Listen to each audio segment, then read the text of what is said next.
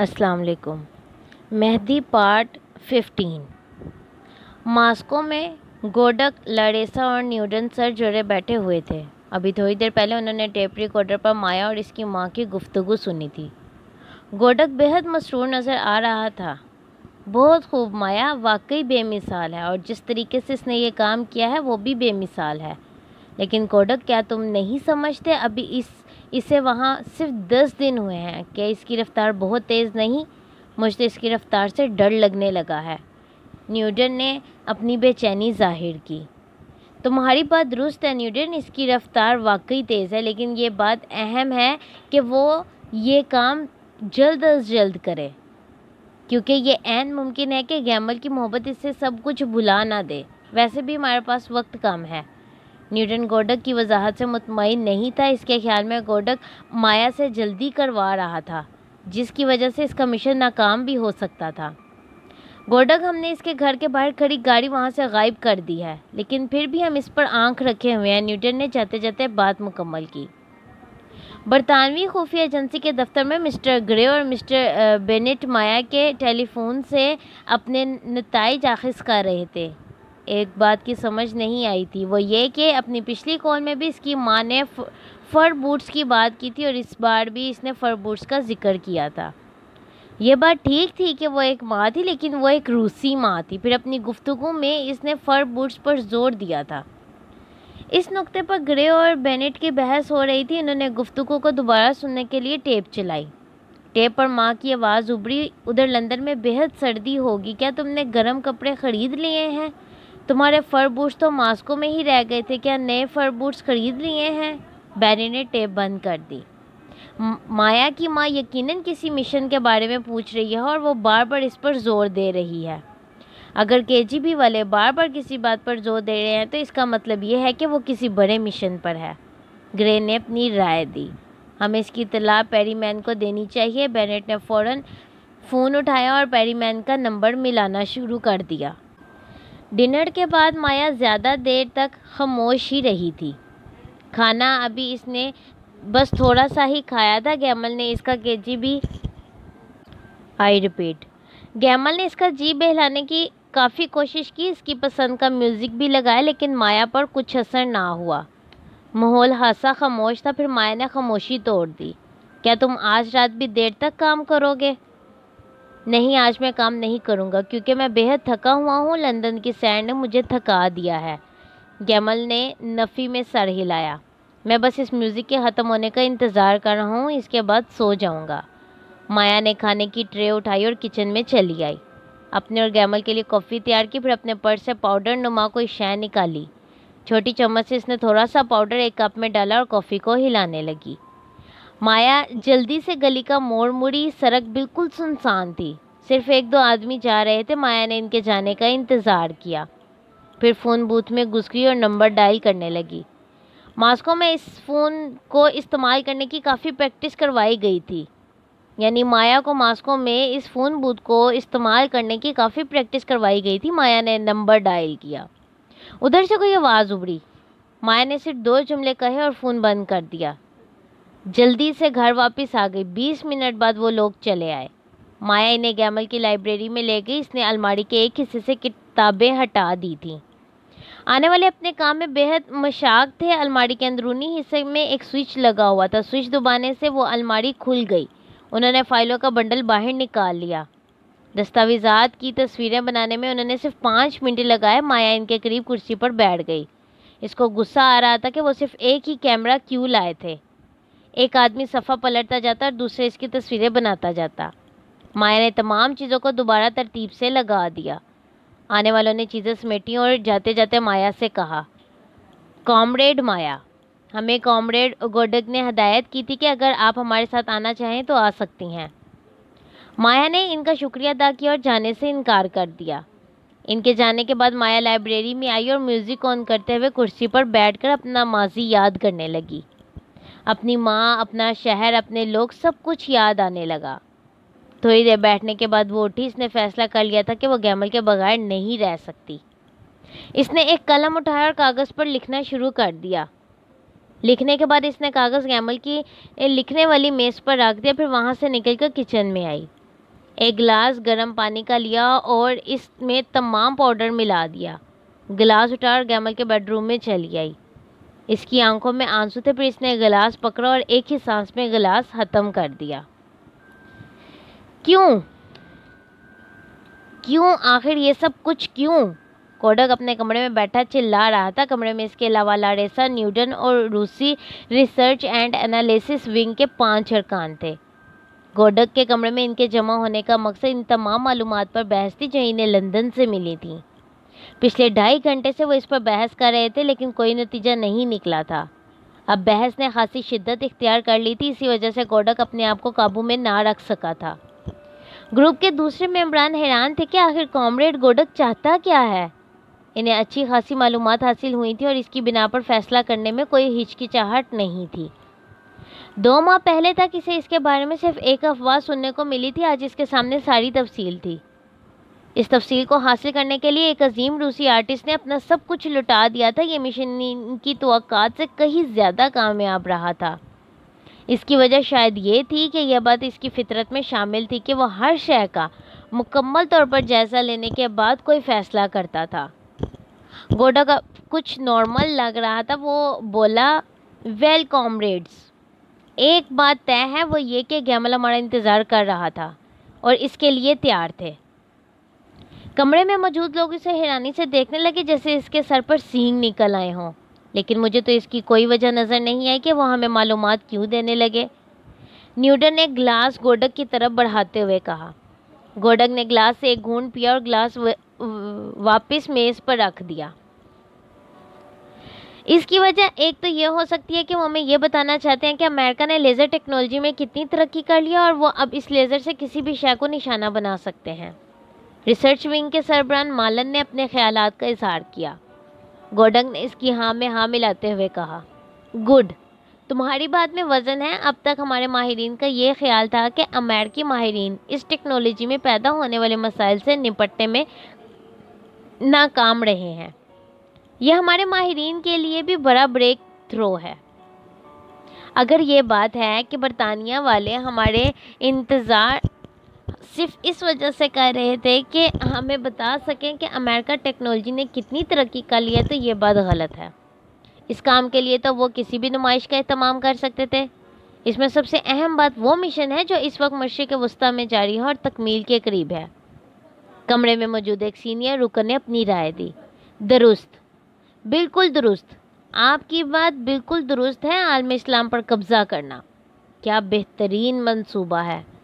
یہ منصوبہ کس کے ذہن کی پیداوار ہے اور پھر اس منصوبے کو ہم تک پہنچانے میں کیا راز ہے؟ کوڈک بڑبڑایا۔ اس کی وجہ یہ بھی ہو سکتی ہے کہ جیسا ہم سوچ رہے ہیں ایسا نہ ہو سکتا ہے وہ اس کے وہاں آنے کی توقع نہ رکھتے ہوں۔ لاریسا نے دبے لفظوں میں اپنی رائے دی۔ کمرے میں موجود ہر شخص خاموش ہو گیا۔ تھوڑی دیر کے لیے سکوت چھا گیا۔ تمہاری بات درست ہو سکتی ہے لاریسا، ہمیں برطانوی ایجنسی کو اتنا بھی نہیں چڑھانا چاہیے۔ اگر ہمارے پاس ہماری پوری معلومات کی جگہ صرف تھوڑی سی اطلاع آتی تو اس کا مطلب یہ نہیں کہ وہ لوگ بے حد ایکٹیو ہیں اور ہمیں بیوقوف بنا رہے ہیں۔ اب ہمیں کرنا کیا ہوگا؟ نیوٹن نے پوچھا۔ اس سوال کا جواب میرے پاس نہیں، اس کا فیصلہ اعلیٰ حکام کریں گے۔ ہمارے پاس 2 راستے ہیں، ایک یہ کہ ہم انتظار کریں کہ مکہ میں کیا ہوتا ہے، کیا واقعی امریکی ٹیکنالوجی اتنی بہتر ہو گئی ہے، لیکن اس میں ایک رسک ہے، وہ یہ کہ ہم امریکیوں کو موقع دیں گے کہ وہ مہدی پر قبضہ کر لیں۔ اگر وہ لوگ مہدی پر قبضہ کر لیں گے تو ہم اس کے ماننے والوں کو جتنا مرضی بتائیں وہ ہماری بات سننے کے لیے آمادہ نہیں ہوں گے۔ مالا نے کوڈک کی بات کاٹتے ہوئے کہا۔ کوڈک جواب دینا چاہتا تھا کہ اچانک کمرے میں موجود ٹیلی فون کی گھنٹی بج اٹھی۔ کوڈک کا یہ فون براہ راست KGB کے سربراہ کے فون سے ملا ہوا تھا۔ کوڈک کھڑا ہو گیا، فون اٹھایا۔ کوڈک کو ادھر سے آواز سنائی دی۔ وہ 2 منٹ کھڑا فون سنتا رہا، اس کے چہرے پر حیرت بڑھتی جا رہی تھی۔ ٹھیک ہے سر، کوڈک نے فون رکھ دیا۔ آج کی میٹنگ کا اختتام ہوتا ہے۔ کمرے میں موجود لوگوں نے ایک دوسرے کو حیرانی سے دیکھا، پھر ریسرچ ونگ کے 5 افراد فائلیں اٹھاتے کمرے سے باہر نکل گئے۔ کمرے کا دروازہ بند ہو گیا۔ کوڈک لاریسا اور نیوٹن کی طرف مڑا۔ برطانوی خفیہ ایجنسی نے ہم سے رابطہ کیا اور بتایا ہے کہ مس مایا مر چکی ہے۔ اس نے خودکشی کر لی تھی۔ न्यूटन और लारेसा गोडक की बात सुनकर मुभित हो रह गए। दूसरी बात यह कि मुझे बरतानवी खुफिया एजेंसी ने मुलाकात के लिए बुलाया और मैं पेरीमैन से मिलने जा रहा हूँ। गोडक ने बात मुकम्मल की। तुमने क्या कीमत बताई? हॉक ने वाइजर से पूछा। $52 मिलियन जनाब। $52 मिलियन? एक मामूली से मोर्चे की इतनी कीमत? हॉक ने खिड़की से बाहर झांकते हुए कहा। और इस रकम में इजाफा भी हो सकता है। वो क्यों? हॉक ने खिड़की से हटते हुए कहा। कमरे में इस वक्त हॉक के अलावा फॉक, बाइड और वाइजर भी मौजूद थे।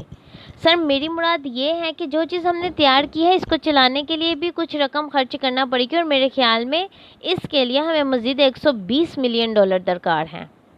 इस वक्त ऑपरेशन मिराज अपनी इख्तितामी मराहिल में था। मंसूबे की अहमियत के पेश नज़र ये हदायत की गई थी कि किसी को इसकी भिनक भी नहीं पड़नी चाहिए। जद्दा में मौजूद टीम को वापस आने की हदायत कर दी गई थी। हाजी मस्तान को भी मंजर से गायब होने का हुक्म दे दिया गया था। CIA के साथ राब्ते का वाहिद ज़रिया था। मंसूबे की अहमियत के मुताबिक अब इसे हटाना ज़रूरी था ताकि KGB इसे अपने मकसद के लिए इस्तेमाल ना कर सके।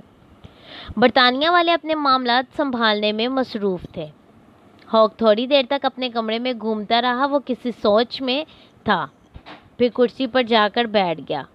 मेज़ पर रखा हुआ सब्ज़ टेलीफोन बजने लगा। इस टेलीफोन का रब्ता बराह रास्त डायरेक्टर CIA से था। हॉक सिर्फ हूँ हाँ कह रहा था। फ़ोन की दूसरी तरफ से मुसलसल हदायत जारी हो रही थीं। हॉक कुछ परेशान नज़र आ रहा था। इसके चेहरे पर तनाव को कमरे में मौजूद तमाम अफराद ने महसूस किया था। फॉक ने तो इसे इतना परेशान पहली बार देखा था। फ़ोन बंद हुआ। हॉक ने थोड़ी देर सोचने में लगाई और फिर मुखातिब हुआ। काम की बात यह है कि हमारी टीम अभी जद्दा में मौजूद रहेगी। हाजी मस्तान को भी अभी वहीं रहने दो। इसका मतलब है ऑपरेशन जारी रहेगा। वाइजर ने ज़ेरे लब फिक्रा कहा। अगले 48 घंटे तक इसे मुलतवी रखो। नेशनल सिक्योरिटी कौंसिल का इजलास होने वाला है जिसमें इस मामले पर बहस होगी। मुझे लंदन जाना है जहां पेरीमैन से मेरी मुलाकात है। और हाँ, लंदन में मेरी मुलाकात KGB के डायरेक्टर से भी तय है, यानी मिस्टर गोडक से। डायरेक्टर ने नाम पूछने का फ़ैसला किया। हाँ, वो KGB में मेरा हम मनसब है, हॉक ने मुस्कुराते हुए जवाब दिया। इस मीटिंग के लिए पेरीमैन ने रेजेंट पार्क को चुना था। गैमल और वो पुख्ता रोश पर चल रहे थे। दोनों किसी ख़ास मौजू पर बात कर रहे थे। आधे घंटे तक पेरीमैन ने अपनी सुबह की होने वाली मुलाकातों के बारे में गैमल को ब्रीफ किया। इसकी पहली मुलाकात आज सुबह गोडक से हुई थी, फिर वो हॉक से मिला था। आखिरी मुलाकात मुश्तरका तौर पर इसने हॉक और गोडक से की थी। तुम्हारा गोडक के बारे में क्या ख्याल है? गैमल ने दरियाफ्त किया। बेहद मुहज़्ज़िब। आम रूसियों की निस्बत मैंने इसे बेहद मुहज़्ज़िब पाया है। माया की मौत ने इसे भी थोड़ा परेशान किया था। पेरीमैन ने यह कहकर गैमल के चेहरे का जायज़ा लिया जो तासुफ का शिकार था। अलबत्ता हॉक बदला बदला नज़र आ रहा था। पेरीमैन ने बात मुकम्मल की। मैं इसकी तबीयत के बारे में जानता हूँ। इसकी परेशानी बजा है। उन्होंने इस मिशन पर काफ़ी रकम खर्च की है। इसकी नौकरी तक दाव पर लगी हुई है। लेकिन मेरे ख्याल में तुमने इसे शीशे में उतार लिया होगा। गैमल ने फीकी सी मुस्कुराहट लबों पर सजाते हुए कहा। तुम्हारी बात दुरुस्त है। इसे किसी हद तक मैंने राज़ी कर लिया है, लेकिन इसका दिल टूटा हुआ है। फिर इसके आला हकाम का भी इस पर दबाव है। फिर पेरीमैन ने गैमल को बताया कि मॉस्को और वाशिंगटन के आला हकाम से होने वाली इन मुलाकातों का पस मंज़र क्या था। इसे इस बात पर हैरत थी कि जब मफाद का टकराव हो तो ये मुल्क कितनी जल्दी एक दूसरे के लिए शेर व शुक्र बन जाते हैं। रूस को तो अल्लाह ने मौका फराहम किया था। ऑपरेशन मिराज तकमील के आखिरी मराहिल में था और रूस के मफादात को पूरा करता था। ये तो सीधा सीधा कुछ लो और कुछ दो का फार्मूला है। इस सदी के इख्तिताम पर रूस की मुस्लिम आबादी 5 और 6 करोड़ के दरमियान हो जाएगी। रूस इन इस्लामी रियासतों से तेल का सबसे बड़ा ख़रीदार होगा। ऐसी हालत में अगर तेल की कीमतें बढ़ गईं तो रूस की कमज़ोर मईशत इसका मुकाबला ना कर सकेगी। पहले ही अफ़गानिस्तान में मुलविस होने की वजह से इन्हें भारी नुकसान उठाना पड़ा है। अगर ऑपरेशन मिराज कामयाब हो जाता है तो अमेरिका मेहदी पर अपना असर इस्तेमाल करके इनके मसाइल को हल करवा सकता है। इसके जवाब में रूस अमेरिका को ईरान और में दबाव दोबारा, यानी आई रिपीट, इसके جواب میں روس امریکہ کو ایران میں دوبارہ اپنے قدم جمانے میں مدد دے گا۔ حقیقت میں تو ان ممالک نے ذہنی طور پر مشرق وسطیٰ کے ممالک کی جغرافیائی تقسیم کر لی ہے کہ کون سا ملک کس کے زیر تسلط ہوگا۔ اب جب روس اس گیم میں شریک ہو ہی چکا ہے تو اس بات کا امکان بہت کم ہے کہ اس منصوبے کی بھنک کسی اور کو پڑے۔ اسی بہانے امریکہ والے روس کو اپنی لیزر ٹیکنالوجی میں ترقی سے متاثر کرنے میں بھی کامیاب رہیں گے۔ اس کا مطلب یہ ہوا کہ CIA اور KGB تاریخ میں پہلی بار ایک دوسرے کے پارٹنرز ہوں گے، گیمل نے سر ہلاتے ہوئے کہا۔ ہاں، ان کی یہ پارٹنرشپ فی الحال صرف اس مشن کی حد تک رہے گی۔ اب اس مشن میں ہماری پوزیشن کیا ہوگی؟ گیمل نے پوچھا۔ سیدھی سی بات ہے، اب ہمارا کردار محدود ہو جائے گا۔ حاجی مستان کو اب پھر امریکی کنٹرول کریں گے اور روس اس کی معاونت کرے گی۔ انہوں نے یہ بھی فیصلہ کیا ہے کہ عمان میں سیکنڈ ہیڈ کوارٹر قائم کیا جائے گا جہاں سے سارے مشن کو کنٹرول کیا جائے گا۔ ہمارا کام اب ایک ایماندار روبرو کا رہ گیا ہے جو دونوں پارٹیوں کے درمیان پل کا کام دے گا۔ اتنی سنجیدہ گفتگو میں اس طرح کے الفاظ کے استعمال پر گیمل ہنس پڑا۔ اور میری پوزیشن کیا ہوگی؟ گیمل نے پیری مین سے اپنے بارے میں پوچھا۔ تمہاری پوزیشن کا فیصلہ تیسری میٹنگ میں ہو گیا تھا۔ تم اس آپریشن میں ہمارے سینئر ترین نمائندے رہو گے۔ پیری مین کے لہجے میں مضبوطی تھی۔ میری شمولیت پر انہیں کوئی پریشانی تو نہیں تھی؟ گوڈو کا رویہ تو نارمل تھا۔ پیری مین نے مثبت انداز میں سر ہلایا۔ اور ہوک؟ اس کا رویہ قدرے درشت تھا۔ اس نے پہلے تو ہماری ایجنسی کو جی بھر کے کوسا۔ اسے اس بات پر بہت حیرانگی تھی کہ اس تمام واقعے کے بعد تمہیں نوکری سے فارغ کیوں نہیں کیا گیا۔ گیمل کے چہرے کی رونق بحال ہوئی۔ اب ہمیں کیا کرنا ہوگا؟ اب تم تینوں کی ایک مشترکہ ملاقات ہوٹل سوئچ میں ہوگی جہاں گوڈک ٹھہرا ہوا ہے۔ پکے کمیونسٹوں کی طرح وہ بھی عالیشان ہوٹلوں میں رہنا پسند کرتا ہے۔ پیری مین کا لہجہ کچھ طنزیہ سا تھا۔ گیمل اس کی بات نہیں سن رہا تھا۔ اس کا دھیان کہیں اور تھا۔ بظاہر وہ گراؤنڈ کی طرف دیکھ رہا تھا جہاں پر اب کوئی نہیں بیٹھا تھا۔ حقیقت میں کچھ اور سوچ رہا تھا۔ کیا تم اس سے محبت کرتے ہو گیمل؟ پیری مین نے آہستگی سے کہا۔ گیمل نے سر ہلا کر مثبت جواب دیا لیکن نظریں پیری مین سے نہ ملائیں۔ چہرہ اس کا ابھی بھی گراؤنڈ کی طرف تھا۔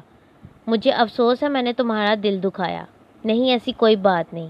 گیمل نے پیری مین کے ہاتھ کو تھام لیا۔ کچھ دیر کے لیے ماحول پر سکوت چھا گیا۔ پھر گیمل کی ہلکی سی آواز آئی۔ میں جانتا تھا کہ اس کی حقیقت کیا ہے۔ وہ مجھ سے آدھی عمر کی تھی لیکن اس کی معصومیت کچھ اور کہہ رہی تھی۔ میں اپنے آپ کو روک نہ سکا۔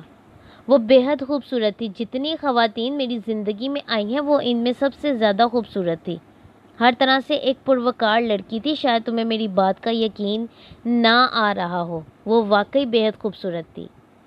نہیں، مجھے تمہاری بات پر اعتبار ہے۔ اینی کے مرنے کے 1 سال بعد، آج سے 8 سال قبل بھی میں اس آزمائش سے گزر چکا ہوں۔ ان دنوں میں تمہاری پوزیشن پر ہی کام کرا تو تم شاید ان دنوں مغربی جرمنی میں تھے۔ گیمل نے ہاں میں ہاں ملائی۔ اسے یقین نہیں آ رہا تھا اس کا باس اسے آج اپنے دل کی بات بتائے گا۔ ایک دن جب میں زندگی اور نوکری دونوں سے ہی بور ہو چکا تھا، میں نے نوکری سے چھٹی لی۔ میں نے اپنے ٹریول ایجنٹ سے بات کی۔ اس نے مجھے یونان کا ٹکٹ لا کر دیا۔ ستمبر کا مہینہ تھا۔ جس ہوٹل میں میرا قیام تھا وہ زیادہ اچھا تو نہ تھا لیکن یہ ساحل سمندر کے قریب تھا۔ آپ ہوٹل کی کھڑکی سے ساحل کا نظارہ کر سکتے تھے۔ ہوٹل میں زیادہ تر لوگوں کا تعلق سکینڈینیوین ممالک سے تھا جو وہاں تعطیلات منانے آئے ہوئے تھے، لیکن وہاں ان لوگوں سے الگ ایک خوبصورت سی لڑکی تھی۔ اس کی عمر 20 برس کے قریب ہوگی۔ اس کا تعلق فن لینڈ سے تھا۔ وہ میرے وہاں پہنچنے سے 1 روز قبل ہی وہاں پہنچی تھی۔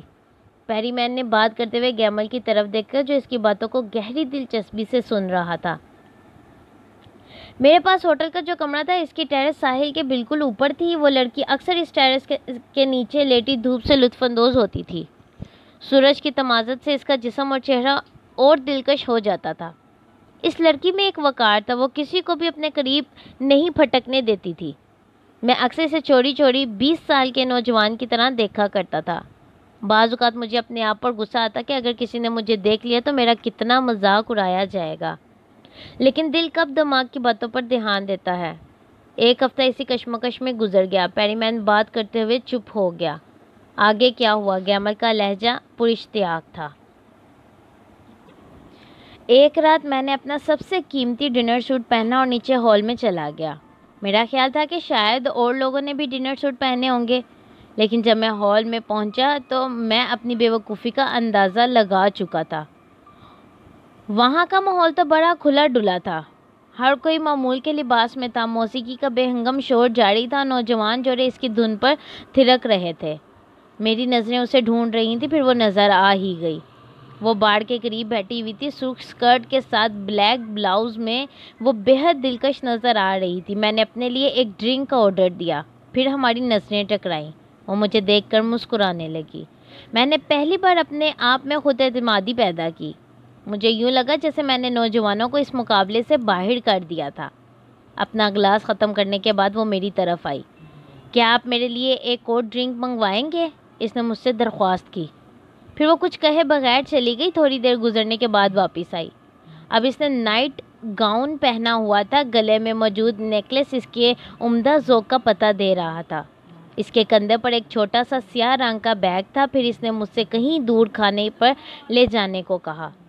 اس شام کو واقعی میں نے بہت انجوائے کیا۔ پھر کیا ہوا؟ گیمل بے تابی سے کہانی سننے کا منتظر تھا۔ سناتا ہوں بھائی۔ اب ہم دونوں نے اکٹھے 2 ہفتے گزارے۔ ان 2 ہفتوں نے مجھے سب کچھ بھلا دیا۔ اس کی قربت نے جیسے میرے ہوش و حواس چھین لیے تھے۔ اگرچہ مجھے برطانوی خفیہ ایجنسی کا پتہ تھا اور اس کا تعلق فن لینڈ سے تھا، لیکن اس کی محبت نے مجھے سب کچھ چھوڑنے پر مجبور کر دیا تھا۔ کیا تم نے اس کے بارے میں پتہ کروایا تھا؟ کہیں وہ کوئی ایجنٹ تو نہیں تھی؟ نہیں، ایمانداری کی بات یہ ہے کہ مجھے اس کا خیال ہی نہ رہا تھا۔ اس لیے میں تمہیں کہہ رہا تھا کہ بعض اوقات ایسے حالات پیدا ہو جاتے ہیں جب کچھ بھی یاد نہیں رہتا اور دل و دماغ پر غالب آ جاتا ہے۔ کیا اس کے بعد تمہاری اس کے ساتھ ملاقات ہوئی؟ نہیں۔ اس ملاقات کے بعد نہ تو میں نے اسے ڈھونڈنے کی کوشش کی اور نہ ہی اس سے کوئی رابطہ کیا۔ بہت دیر ہو چکی ہے۔ تمہاری میٹنگ کا وقت ہو گیا، اب ہمیں چلنا چاہیے۔ پیری میں نے اپنی گھڑی پر نگاہ ڈالتے ہوئے کہا۔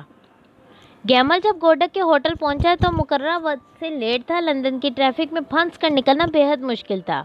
خیر کسی نہ کسی طریقے سے وہ ہوٹل کے 4تھے فلور پر پہنچا۔ ہوٹل تک پہنچنے اور اس کے بعد گوڈک کے کمرے تک پہنچتے پہنچتے گیمل نے فیصلہ کر لیا تھا کہ مایا کے مسئلے پر وہ اپنے آپ کو مضبوط رکھے گا۔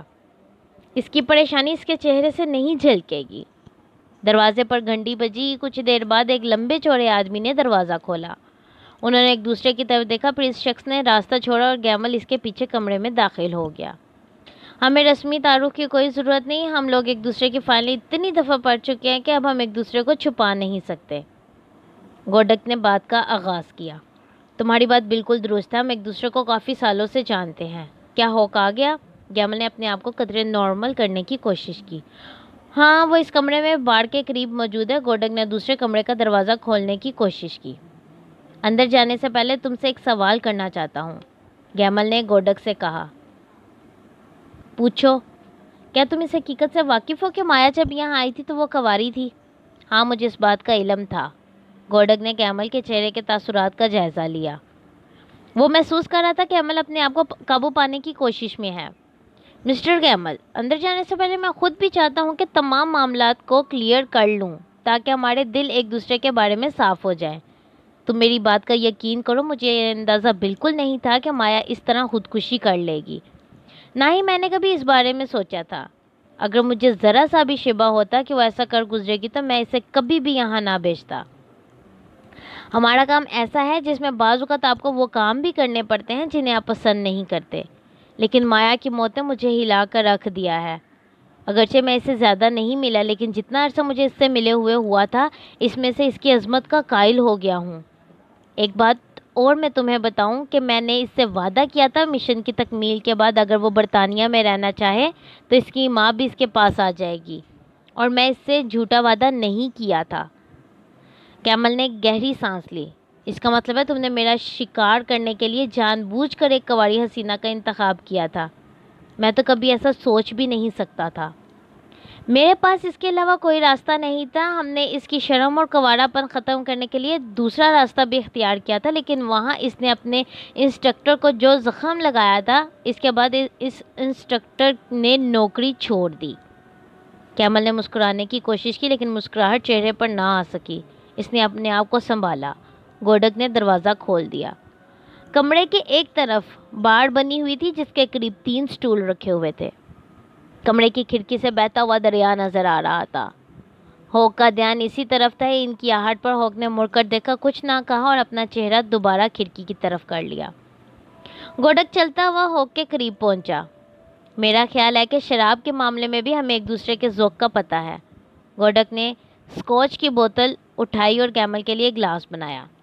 ہوک ابھی تک دریا کا ہی اندازہ کر رہا تھا, بلکہ نظارہ کر رہا تھا. پھر اس کے منہ سے بے اختیار نکلا, کیمل, اس حسین ڈانسر نے تمہیں تباہ کر ہی دیا, جیسے چاہے اپنا جسم ہی دے کر. ہوک کا جملہ بھی مکمل ہی نہیں ہوا تھا. کیمل اپنے سٹول سے اٹھا. ہوک اس غیر متوقع صورتحال کے لیے تیار نہ تھا. جب تک وہ اپنے آپ کو تیار کرتا, تب تک کیمل گھونسا اس کے منہ کے دائیں جبڑے پر ہتھوڑے کی طرح برسا چکا تھا. گوڈک کے لیے یہ منظر حیران کن تھا. اس کی پیش قدمی سے پہلے ہی کیمل اپنا کام کر چکا تھا. کچھ دیر بعد ہوٹل کا ڈاکٹر گوڈک کے بیڈ روم سے باہر آیا. وہ اب ٹھیک ہے جناب, کچھ دیر بعد باہر آ جائے گا. گوڈک نے ڈاکٹر کے جانے کے بعد دروازہ بند کیا. پھر اپنے اور کیمل کے لیے ایک ایک جام بنایا. وہ اس صورتحال سے محظوظ ہو رہا تھا. تمہیں معلوم ہے کیمل, ایک روسی کو اس وقت کتنی خوشی ہوتی ہے جب تم مغربی دنیا کے لوگ آپس میں لڑتے ہو. یہ نہایت بے وقوفانہ حرکت تھی. میں اپنے رویے پر پشیمان ہوں. میرا خیال ہے کہ مجھے اس مشن سے علیحدگی اختیار کر لینی چاہیے. کیمل کے لہجے میں معذرت تھی. نہیں, ایسی کوئی بات نہیں. ہوک کا واقعہ تو ایسے ہی پیش آ گیا. میں تم دونوں کے ساتھ کام کرنا چاہتا ہوں, کیونکہ میں سمجھتا ہوں کہ ہم تینوں کی ٹیم نہایت عمدہ رہے گی. شاید ایسا ہی ہو, کیمل نے آہستگی سے کہا. گوڈک نے گلاس خالی کیا. میرے خیال میں تم اس سے مل لو. میں کباب میں ہڈی نہیں بننا چاہتا. میں نیچے ہال والی بار میں چلتا ہوں. جب تم دونوں کی بھڑاس نکل جائے تب مجھے بلا لینا. گوڈک نے دروازہ کھولا اور پھر دروازے میں کھڑے کھڑے ہونک لگائی. میں نیچے مغربی بار میں ہوں گا, روسی بار میں نہیں. جیسے ہی دروازہ بند ہوا, کیمل نے کینیڈین کلب گلاس میں انڈیلی. ابھی وہ سوڈا ڈال ہی رہا تھا کہ بیڈ روم کا دروازہ کھلا.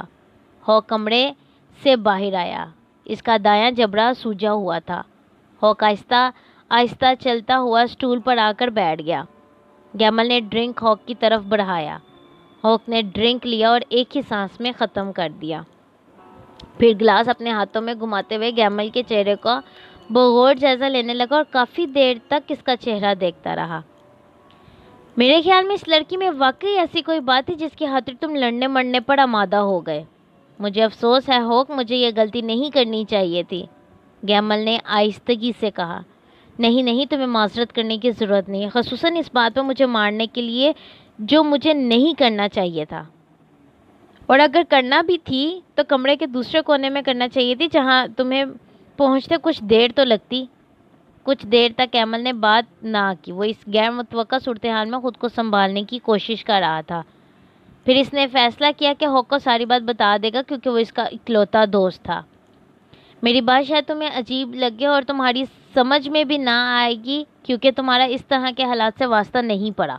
تم اس بات سے بخوبی واقف ہوگے جس طرح کا ہمارا کام ہے, اس میں ہمیں بہت محتاط زندگی گزارنا پڑتی ہے. ہم کسی سے زیادہ میل جول نہیں رکھ سکتے. میرے لیے تو دوست بنانا ویسے بھی ایک مشکل مرحلہ ہے, کیونکہ میں لوگوں میں زیادہ گھلتا ملتا نہیں ہوں. ایسے میں تم جیسے دوست کا دم ہی غنیمت ہے. کیمل نے تھوڑا سا توقف کیا. ہوک بھرپور توجہ سے اس کی بات سن رہا تھا. اس کے لیے ایک ایسے شخص کی باتیں نہایت دلچسپ تھیں جس کو سوائے خود اس کے کوئی دوسرا نہ جانتا تھا. کیمل نے اپنی کہانی شروع کی.